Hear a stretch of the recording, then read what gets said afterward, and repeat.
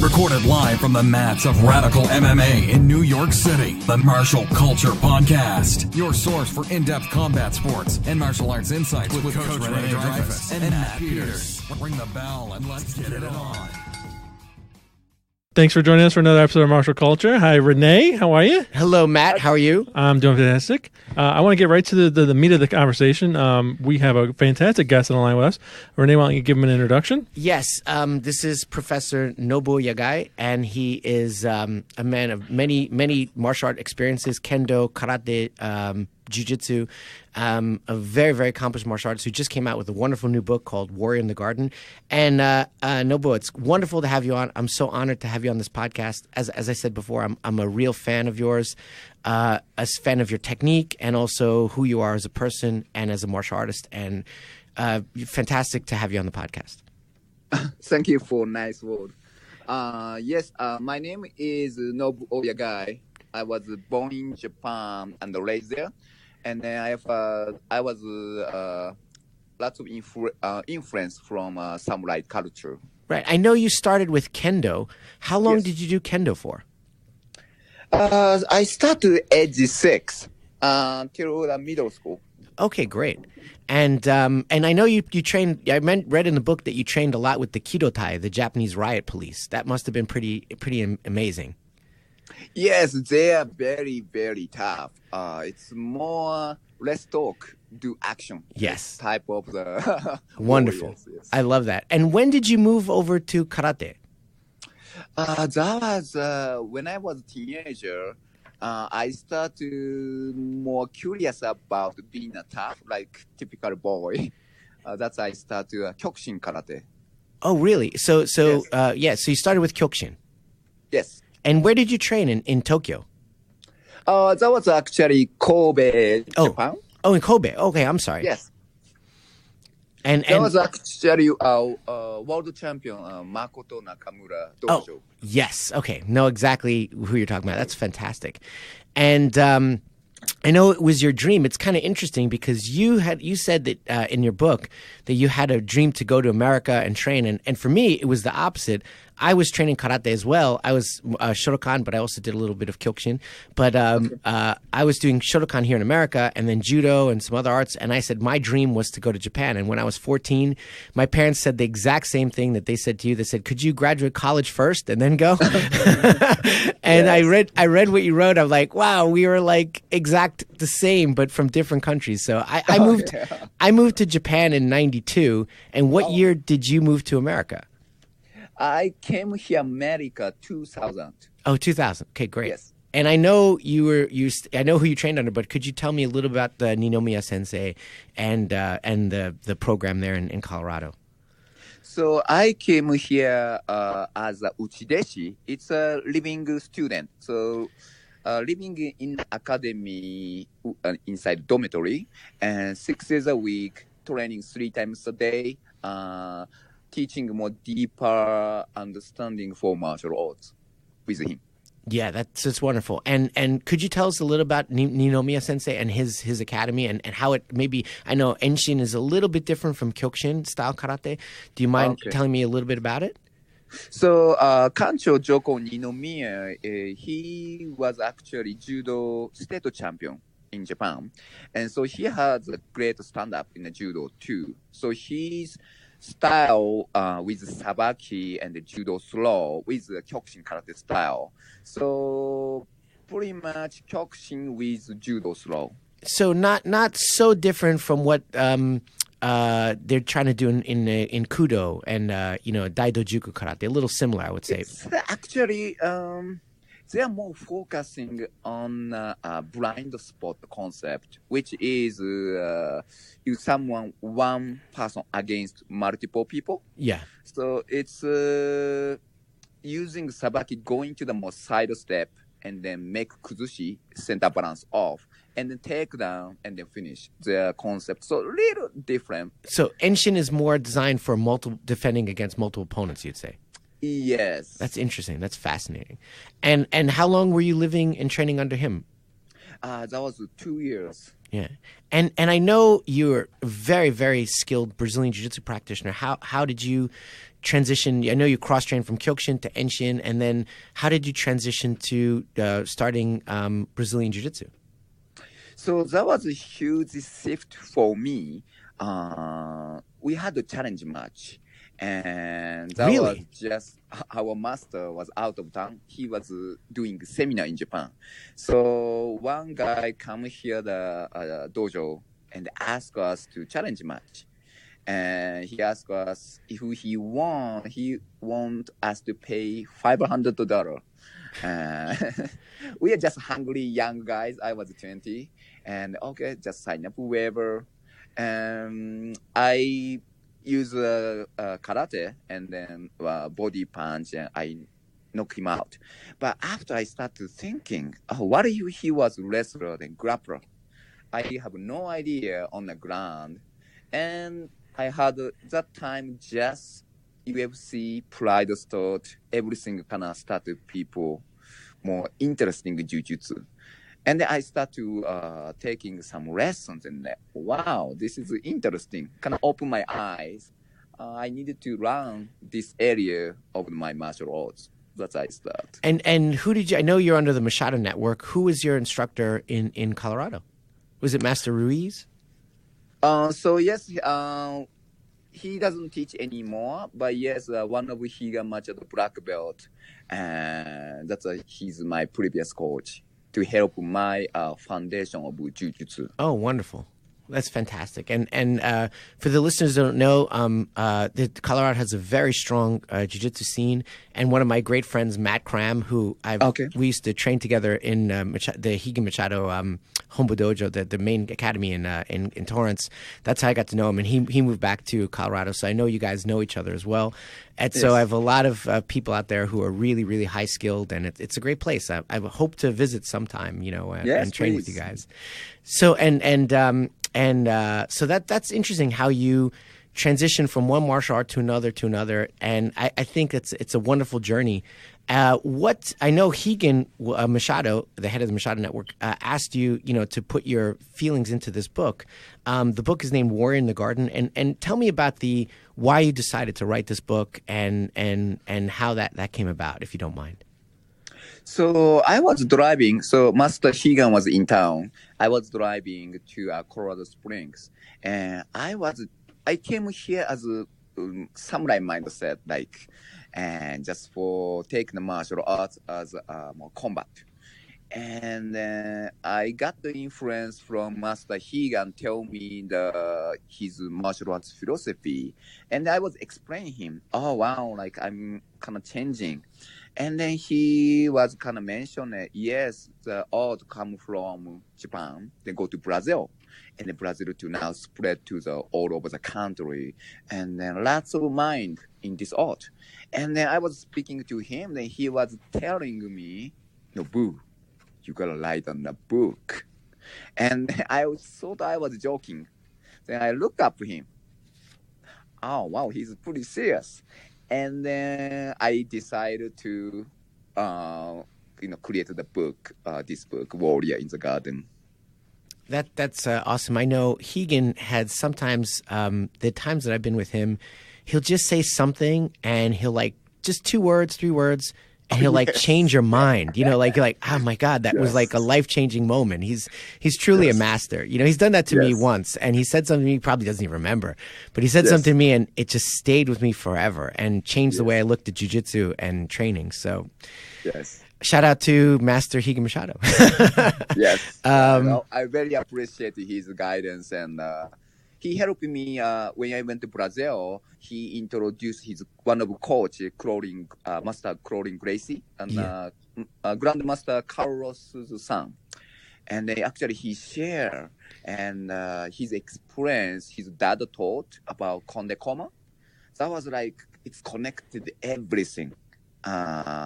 So I hear the voice from Japanese man 100 years ago, and through the Brazilian Gracie family. And then I thought, wow, this is something deep art.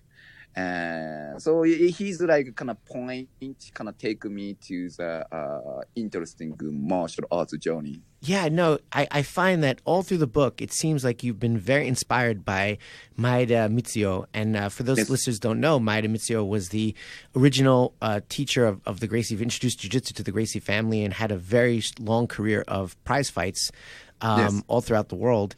And was originally a judo man, but also had a little bit of a sumo background or something like that as well. And but I know all through the book you mention him and his warrior journey, and it seems that it's a great inspiration to you. Yes. After I studied deeper ago, back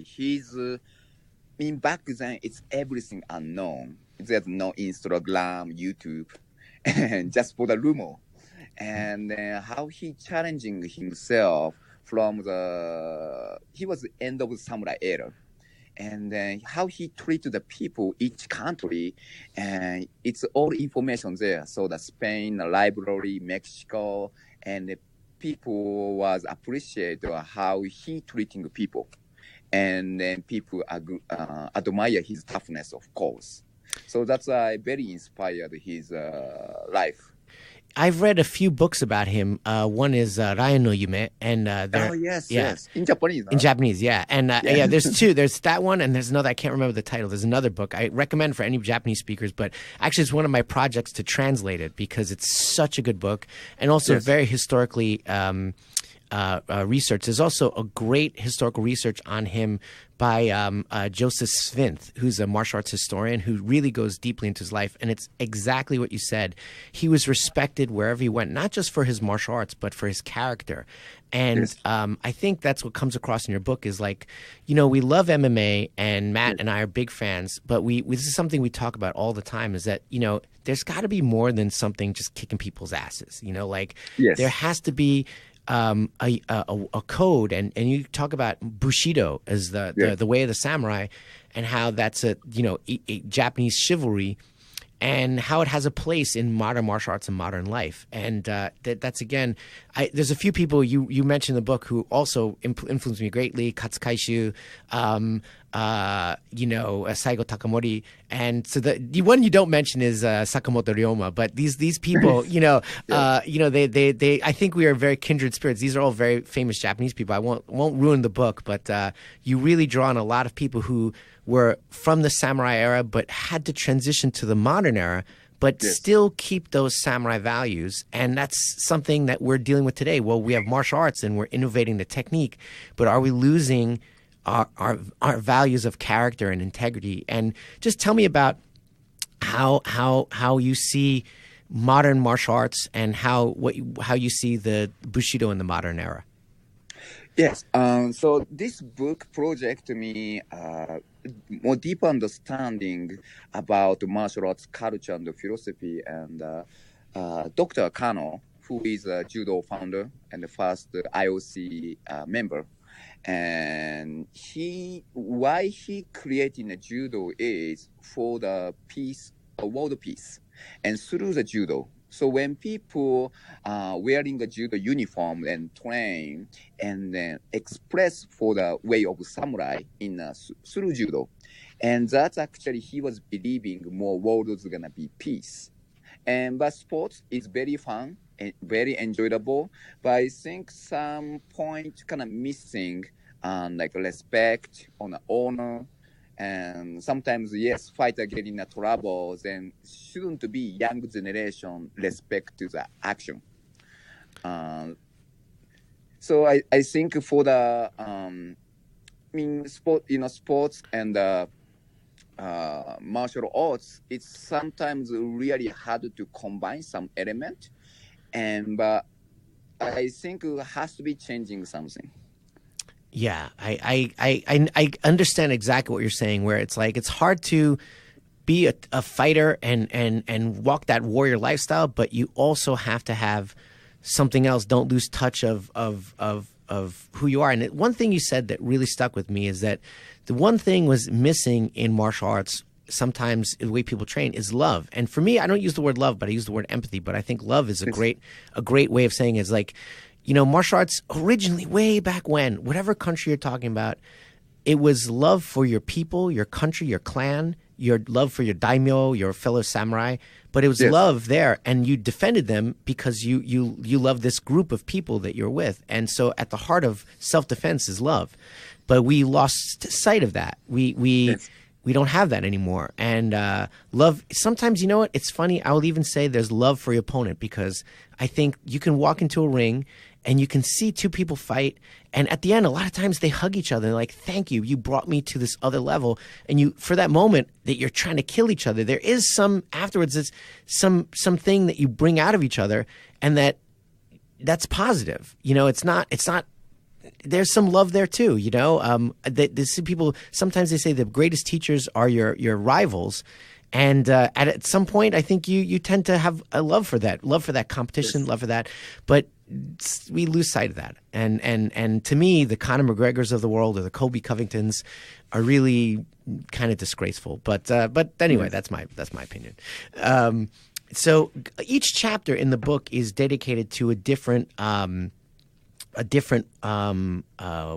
part of the warrior code. There's benevolence, there's sincerity, there's also loyalty, and I don't want to ruin anything.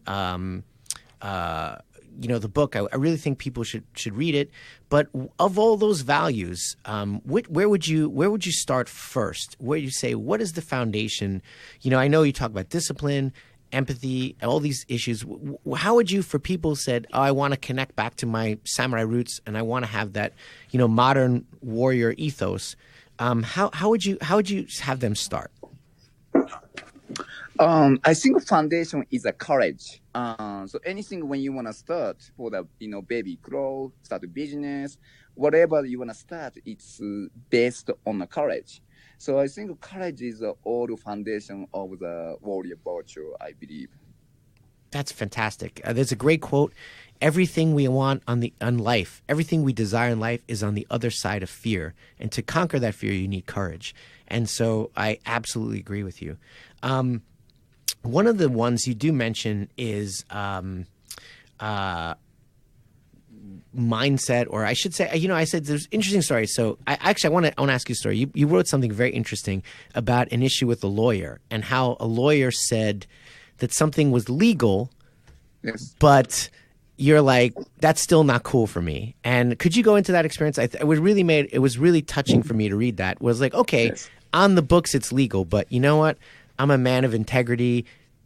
Yeah. Anyway, I don't want to ruin it, but that was a great story. So yes, that was one of the challenge in my life too. So I try to conflict too much, but so yes, I had the experience. I had conflict with attorney, and it's not my attorney, but I think he was doing something I wasn't agree. It's yes legally, but I think on in humanity or warrior culture, I think not correct. Yeah. Yes.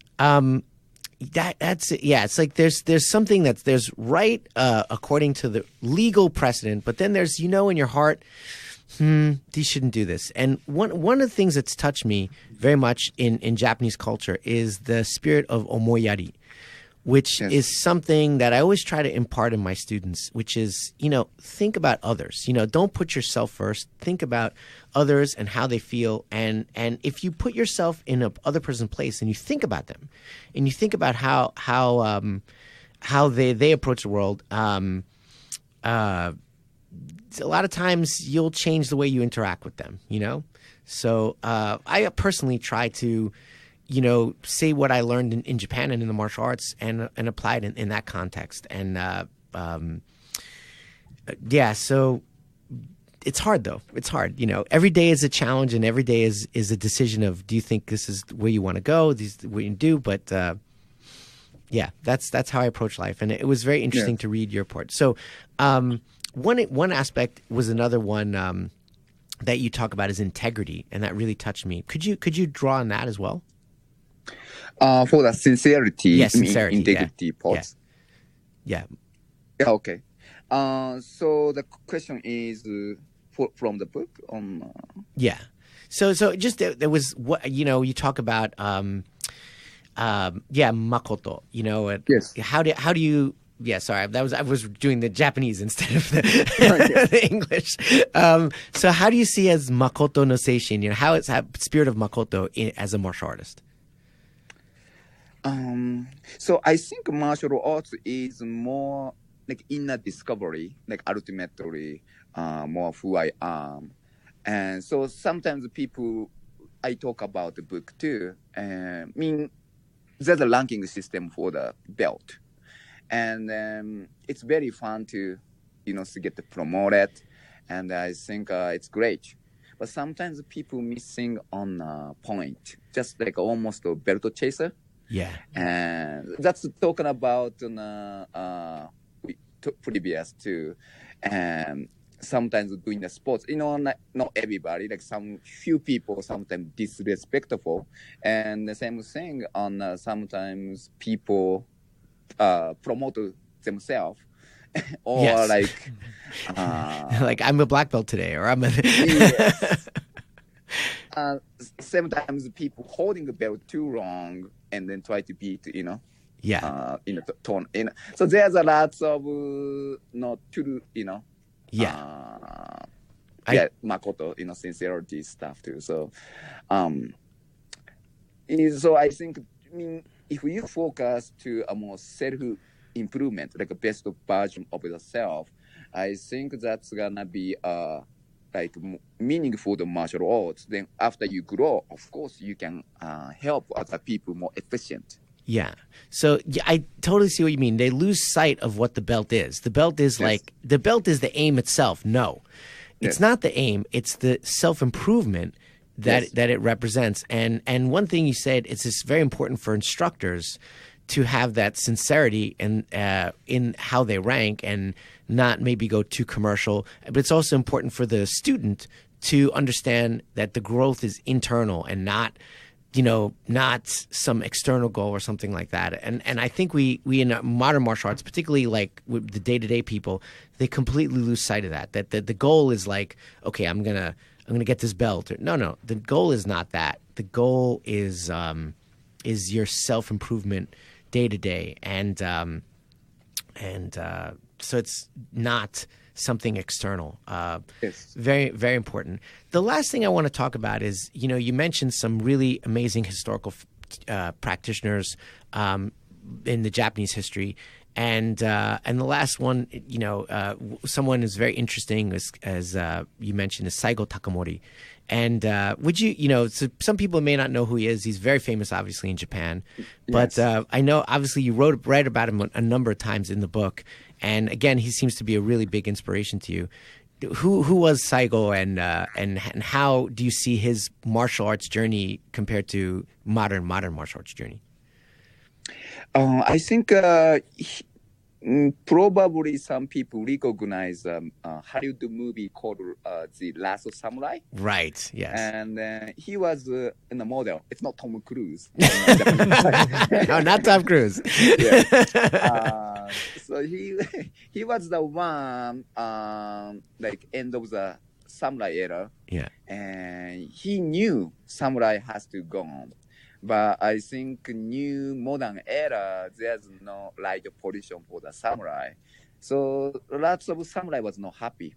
And then he decided to more serving to the new generation for like a more like universe principle. And then he actually fought to the last war, samurai war, and to create a new era. Right. With his death, actually. Yeah, I mean, Takamori Saigo is a really interesting character because he was a revolutionary against the Tokugawa government, the last, shogun government, and wanted to have modernization. But then at some point it went too far, and he said, no, we can't lose sight of who we are. And I think that's a great analogy of martial arts today. Is like we want to improve. We want to go modern. We don't want to be stuck in old techniques. There's new, there's innovation, but we can't lose sight of our roots. And and then he was not part, a certain part of the government at one point, the Meiji government, but then he went on his own and, and then unfortunately he died a very heroic death, some people say, but died with his principles. But I think later on, Japanese understood the rediscovery of the value of what he was saying. So I think that it's a very great metaphor and analogy for what we want to do, is not lose sight of our martial traditions, the 1% gain, internal growth every day, and also the integrity, the sincerity of practice, the love for your training partners and respect and rectitude and all the values you put in there. It's just wonderful talking with you, and thank you. And I really recommend everybody pick up this book, War in the Garden. It's very short, and it's something I think is just wonderful, and it's very timely. Where MMA's kind of like losing its way. It's just becoming like two guys fighting in the cage. And you put this quote, but combat without justice is just martial arts without justice, without something behind it, is just violence, and that's for me not something I'm so interested. So I just want to leave it to you. Do you have any closing thoughts on people doing their martial journey, whatever martial arts style they're doing? Anything to say in the closing statement? Like what we would say to martial artists out there. To the martial arts community, yes. I think martial arts has lots of benefit, and giving your confidence, same time of humbleness, and then cultivating your own mind. Personally, I learned so much, and then I made lots of friends. That's actually most benefit. And I think, yes, we talk about today. Sometimes we don't want to lose something. Like something important. Yeah, fantastic. Thank you so much for being with us, and I really, really hope that we can share the mat someday. And you have an open invitation to come to New York as well, and I hope someday I can visit you in Colorado. Thank you. Yeah, and is there any way people can get in touch with you if they want to? Do you have a contact that they can get, or Instagram, something like that? Yes, I have a website called www.wayofjujutsu.com, and there's every information, address, phone, academy, phone number, and information there. Fantastic. Thank you so much for being with us. It was so wonderful talking with you. Yeah, thank you for having me. Os. So it was great talking with Professor Nobuo, and wonderful. But I want to bring it back to there's some great fights this weekend. One thing before we get started. So, sure. So Tom Cruise is not a samurai. No, he's not. Okay, I learned one thing from that conversation that was not an accurate description of that historical event. No, you know what? Honestly, though, he's actually based on an actual historical personage. Yeah. And there was actually, it's funny, there was a foreigner in Japan who was adopted samurai values, but he's actually black. And he was an interesting character. So there's the Tom Cruise character is based on a hodgepodge of a number of actual people who did exist, and a whole lot of Hollywood bullcrap. I bet that script. A whole lot of Hollywood bullcrap. Sure. A whole lot. I wonder if they wrote that script with intention of having to be accurate, and then they're like, we need a star, and they just got Tom Cruise. Yeah, you know what? I don't know, but actually, that it's still an entertaining movie. And the main character, who's played by Watanabe Ken, he's amazing. Yeah, is a loose approximation of Takamori Saigo Takamori, and so if it brings a little bit of interest to the Meiji era and the transition from the Shogun to the modern time, that's fine. Mm-hmm. You understand that the movie is a very very inaccurate portrayal of that time, but it's inspired by that. They remake that movie with Idris Elba. Yeah, that would actually be interesting. Yeah. But we had some fights this weekend. Yeah, we had some great nights. fights. We had the UFC Fight Night, which was Barbosa Gaethje, and then also there was the One FC, which was like pretty amazing. But let's talk about the UFC first. And there was a whole lot of really, really tough fights. Wait a second, we got to talk about Conor McGregor a little bit. Oh, right, that's right. We have not talked about that. We have not talked about my least favorite fighter. Well, you don't have to worry about him anymore. Yeah. Do you think it's for real? I think well, first there's two things that are going on with Conor McGregor: the sexual assault allegations in Ireland, and then he retires on the same day. Yeah. Is that related? Do you think that's related? I think he put out the retirement to kind of overshadow it. Nobody's talking about the allegations anymore. Right. That's what I would say. I mean, I don't know what happened. I can't alleged whatever. Yeah, allegedly, I don't know what happened, and I guess we'll let the police figure that out. There's a lot of talking about that he's just building hype for his return. Yeah, he did it before. He declared retirement once before. Yeah, so he'll come back and fight Khabib. Yeah. Next year or something. I don't think he should because he got starched. He should work his way up. And let me tell you, there's look at Gaethje and Barboza. There's a lot of guys in that division who could really give him trouble. And so, not that Nate Diaz isn't a good fighter. He's a great fighter, but Nate Diaz was not top of the food chain at 170. Mm-hmm. So instead of fighting some people who are not at the top food chain, if you want to say you're the best, then what you should do is fight the best in your division. And I think he'd rather just stay retired than have to work his way back up. Right. Because he's a kind of an asshole. Allegedly. kind of. Although we were talking about etiquette and martial values, and definitely, I'm not surprised, but whatever. Mm-hmm. However, it's still alleged, so you never know. But, sure. He did touch me once, though. That's not alleged. But I liked it. But yes, UFC on ESPN on March 30th. I didn't watch the whole thing because I was staying up late at night and not sleeping because I was stressed about other things. But it was a good event overall. I did watch the highlights from some of the fights, and Waterson pulled out a big victory. Oh, my God. This is the best Michelle Waterson I've seen. She had a fantastic fight. First of all, she had great kicks. I mean, great kicks. Beautiful, like that stomp kick to the knee, low kicks, everything. And then, Kowalkiewicz is not a pushover. She has strengths in a lot of areas, but Waterson showed fantastic dominance in the clinch and really great grappling. And so there's no element of the fight where Kowalkiewicz was, could kind of claw her way back. Though that is not to say that Kowalkiewicz is a bad fighter. She's phenomenal. And it was actually, to me, one of the best fights. It was the best fight of the night, and I thought, and super technical, really high level, really MMA because it went to all the ranges. It showed a variety of skills, and just awesome to watch. I'd love how the female division is really maturing and getting better and better. And then there was the Josh Emmett and Michael Johnson fight, and Emmett was it's kind of been out for a while. I think it was for an injury or something. And Michael Johnson's perennial contender. He's really, if I feel bad for Michael Johnson because he's sort of like the really good fighter who is on everybody's highlight reel. It's like the other guy. Yeah, the guy. He's always the other guy, and I feel bad. He's the guy that Khabib is like grinding down in every highlight video of Khabib, and but he fought really well. But Emmett showed a lot of poise and. Just clipped him with, in the last podcast we were talking with Chris Robinson where we said a fighter that Danny Steele would duck to one side and throw an overhand. Mm-hmm. And while I don't think they were southpaw orthodox, they were orthodox, but it was the same thing. He ducked and hit that overhand, exactly what Chris was talking about.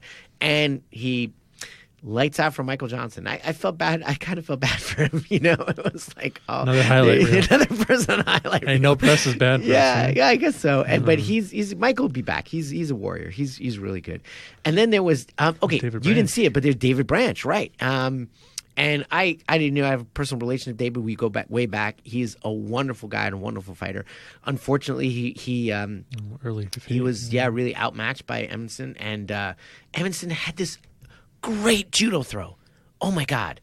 The last time I saw that throw executed that, you know who it was? It was actually Damian Maia versus Chael Sonnen. Because, Damian Guy, I always criticize his takedowns, but Damian Guy has some amazing stand-up clinch.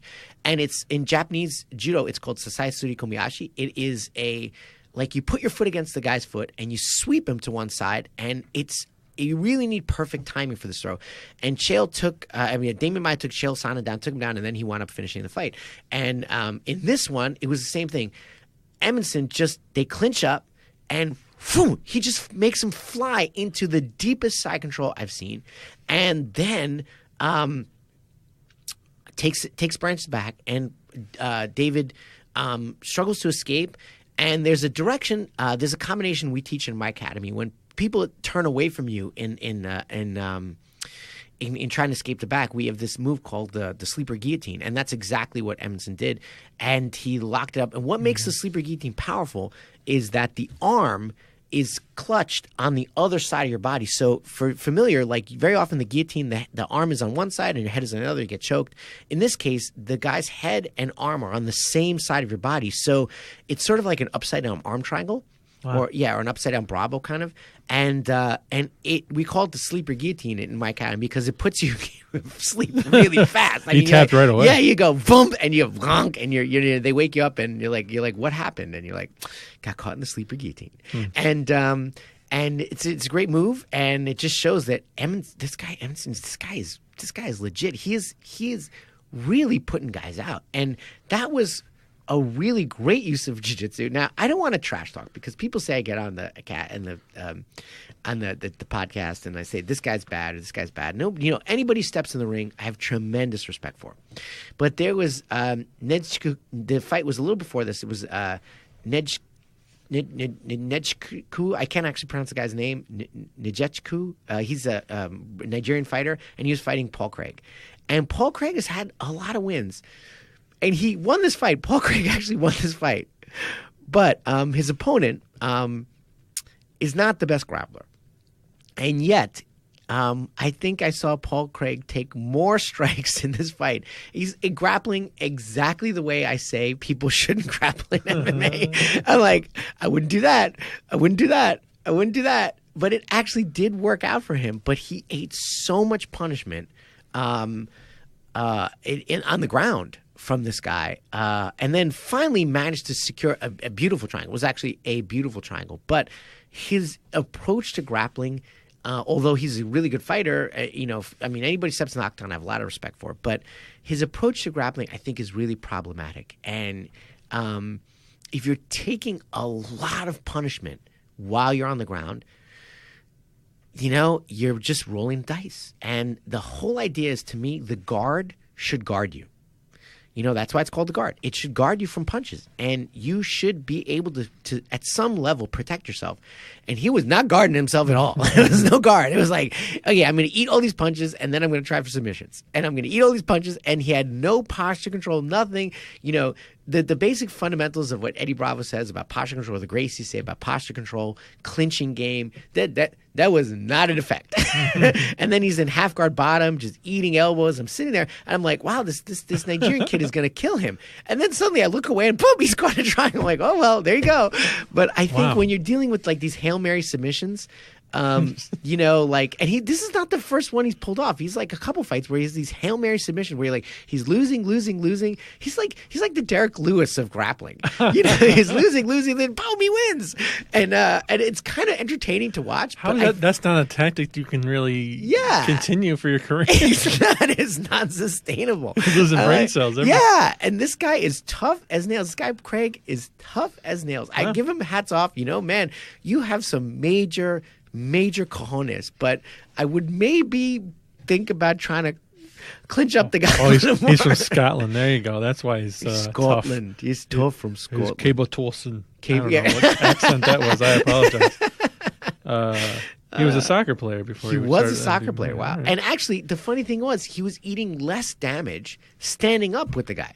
So when he was doing striking, he was actually not. He was doing much better when he's eating much more punches when he pulled him down, and he jumped guard a couple times. And then this is what happened. He pulls guard. He pulls the guy down to guard, but he pulls him down into top crucifix. So it's like he pulls him into one of the worst positions you could be in. I'm like, dude, what are you doing? This guy, I don't know how I've never heard of him. He was the champion over at Bama. And also, was he in Cage Wars too? I think it was Cage Wars too, right? I don't see him. No, okay, or maybe it was Bama. Yeah, it was the UK promotions. He was a big champ out of there, and he's had a few fights in the UFC where it's like every time he finishes, it's like this Hail Mary finish, and it's like crazy to watch. He's the Derek Lewis of Interesting. His nickname is the Bear Jew. I know. I noticed that. Well, watch his career because it might not last long. I know, but he's definitely like I'm rooting for him, kind of. Well, he needs to come to Radical and learn how to defend No, himself. don't say that. Don't say that. Don't say that. Don't say that. No. Come on. He's I'm sure he's got good training, but still. That's a little too self-serving. All right, go to somebody else's. Yeah, but Go where Damian Maya goes. So why do you get me these?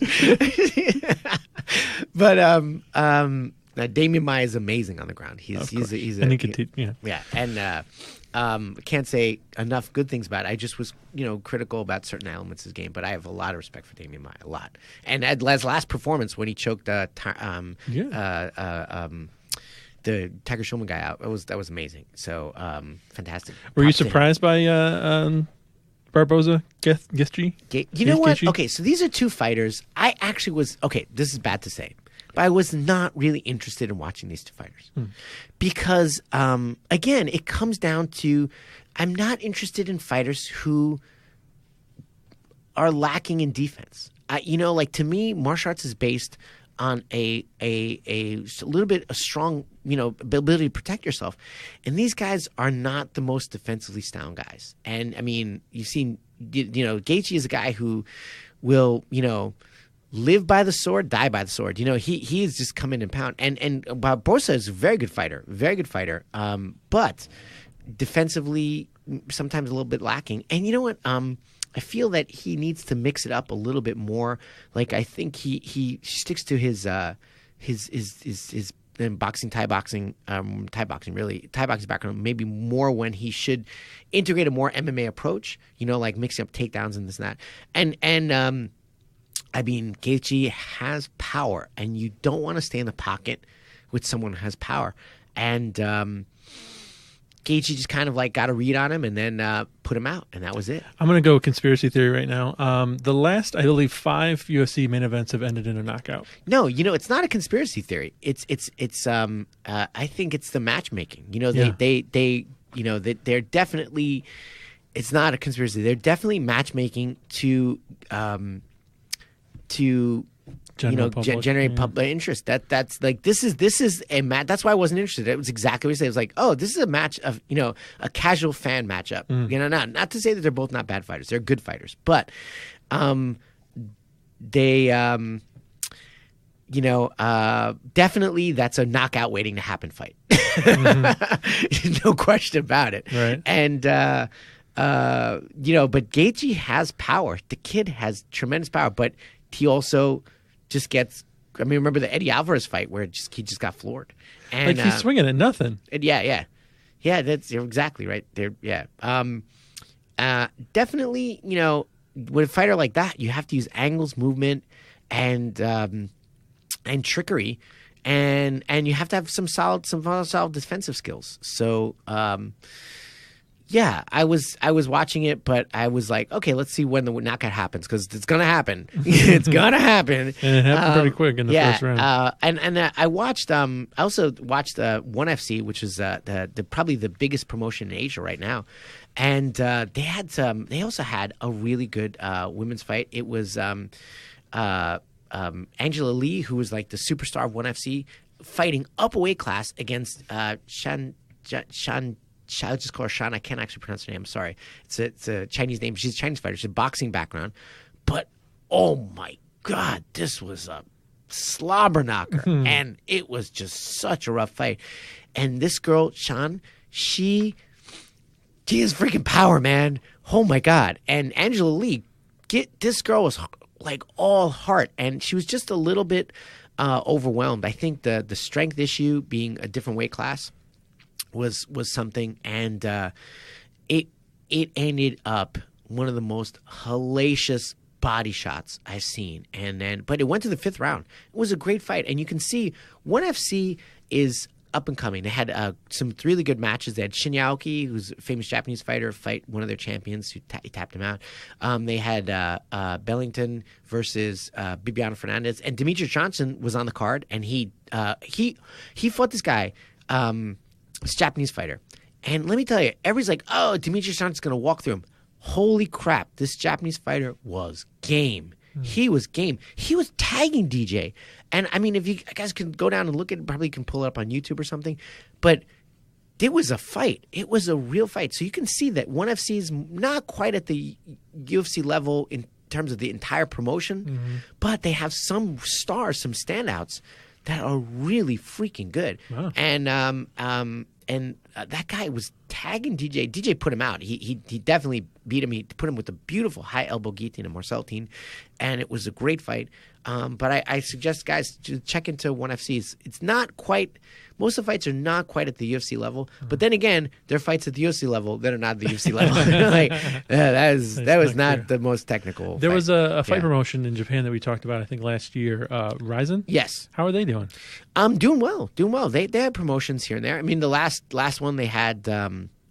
Shit, I don't watch Ryzen that much, but I watch it here and They're there. still coming up. Yeah, no, they have but they have that same thing that the Japanese have where they like a little bit more of the sideshow stuff.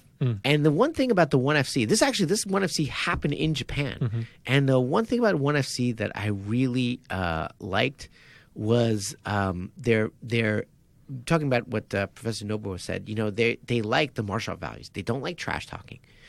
They like people to be martial artists and be respectful and carry themselves with integrity and with just class. And so that was really, really, really cool. And definitely bring back the martial arts, ethos. Remember Chris Romulo on our podcast said he watches only ONE FC. And I can totally see why. It's a great promotion. Though, like I said, they have some really outstanding fighters, but there's some fighters that are not quite there yet either, And though Eddie Alvarez just fought on the show too and got knocked out, so there you go.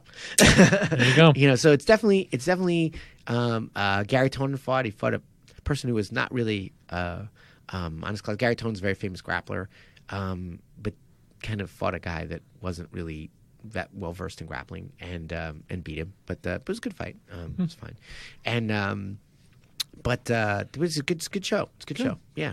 So I recommend it, and it's nice to see other opportunities, and ONE FC and the UFC have like a partnership now where they're kind of like a little exchanging. Oh, like a farm team. Yeah, right, exactly. Legacy has that too, and I think that's really good. It's like, okay, the UFC is the top dog, and we're going to cooperate with them, and we're going to kind of exchange fighters, and I think we'd like to. It's nice to see. I'd like to see some of the top ONE guys eventually segue into the UFC. Like some of the guys that from the UFC went down to ONE FC and were able to fight there. So it was good. Very cool. Yeah. It was good events. Yeah, it was good. Unfortunately, their main event ended with a disqualification. It was a elbow to the mohawk part of the head. That where you can't elbow, so that's not allowed, and it was disqualified. But to me, I think they should take that rule out. That should be a legitimate technique, because it's a legitimate fighting technique that, the 12-6 elbow, and to the spine. Just the guy gets hit, stop it, give him a warning if he gets hit again. There's always a safety protocol. But I really dislike when they take weapons out. And yes, we want fighter safety, but at the same time, it's a legitimate move. And Bibiano Fernandez shot in, was taken down, was open to that shot, and then got caught, and then they couldn't restart the fight. So that's a shame. Yeah, just give him some bats and some claws and some tiger ladies, and go in there and go crazy. You know what I watch right now on TV? This new TV show called Night Fight. Have you seen it? No. So it's MMA, basically, not quite MMA, but it's MMA in armor with blunted swords and stuff. Night Fight. So it's on the History Channel, and it's basically like recreating the historical martial arts of the West, and you fight with like knight armor and swords, and eat like, okay, I'm a medieval knight, or I'm a Ottoman janissary, or I'm a this, and they give you the knight of the period, and then they fight it out, and they have a melee, which is like a chaotic battle of a whole bunch of guys, and then they also have like one-on-one fights, and but you can't go to the ground for too long. Like, you go to the ground, but you see guys like there was actually an MMA guy who jumped into it. And in the first episode, and he tried some MMA techniques. He tried a double leg, and the guy takes his axe and goes gunk, and it just drops him. And like, when a guy has an axe, don't do a double leg like that. Mark that off. Yeah, that's interesting. I remember there used to be a show on History, I think, where they would have like a samurai versus a Viking. Yes, and they would see who would win. I remember that show. That was really was a fun show. But they went scientifically, like measured the veracity and all the things. Yeah. Really cool. I love that show. It was shoot, I forgot. Fight Quest. Fight Science. Wasn't it Fight Science? No, that was a different one. Yeah, no. I know the one you're talking about. Yeah, there are a few of them. But, there's also a good show on Netflix with, do you remember the evil guy from Captain America Winter Soldier? He's, Yeah, that one-arm game. no, not guy? the main evil guy, not Robert Redford, but he was like a mercenary, I forget his name's Frank Grillian, the actor. But he has a show on Netflix, and where he goes... Oh, he played Crossbones. Crossbones, right. That's the one I'm talking about, Crossbones. Right, thank you. Obviously, you were up on your Marvel trivia. I'm up. Yeah. You're looking forward to. Did you see the movie yet? The one with the girl, Marvel. No, I have not seen that yet. Marvel. Fuck, what's it called? Yeah, is it Marvel? Miss Marvel. Ms. Captain Marvel. Yes, wow, Captain look at us Marvel. misogynistic. I'm making her Miss Marvel. No, but there is a Ms. That's what she Marvel. was. Yeah, No, there is a comics, Ms. I think. Marvel. There's as another character. Thanks, Anyway, Miles. Yes. But yeah, anyway, so He does a Crossbones, show? yeah, he does a show where he goes around to different cultures and studies their martial arts. And there was another show like back when it was called Fight Quest. They did it, but it's nice to see it back where you can just appreciate the world of martial arts. And so there's a lot of shows. This Night Fight, I'm addicted to the show. I love the show. It's like a bunch of knights fighting, and it's interesting. I'm like, wow, okay, so if a guy has an axe handle, I'm not going to shoot a low double leg. Have you seen that video game called For Honor? No, what is it? So it's that show where they have fighters from different parts of the world. So they have samurais, they have Vikings, they have knights, and they have ninjas. I think ninjas, yeah. And then they fight Zulu each other. warrior, yeah. I'm trying to remember the name of the show because I know exactly what you're talking about. So I remember it was a ninja versus like a Zulu warrior or something like that. See, I'm like, wow, this is crazy. Maybe it was on National Geographic. Yeah, it's one of those. Yeah, right. I don't know, one of those shows. It was great. Some of these shows that are coming out are really interesting, and I like how they have a lot of respect for the martial arts and the martial art traditions. Mm-hmm. So the next fight coming up, UFC 236, April 13th, Holloway versus Poirier. That's going to be really, really good. Yeah, and then Gastelum versus Adesanya. Yeah. That's so going to be really good too. Two big main events and two belts on the and line. very, very technical fighters. Really good. So like the thing is, the elite of the UFC are really elite. They're just really amazing, and it's just a pleasure to watch. I think there's a place for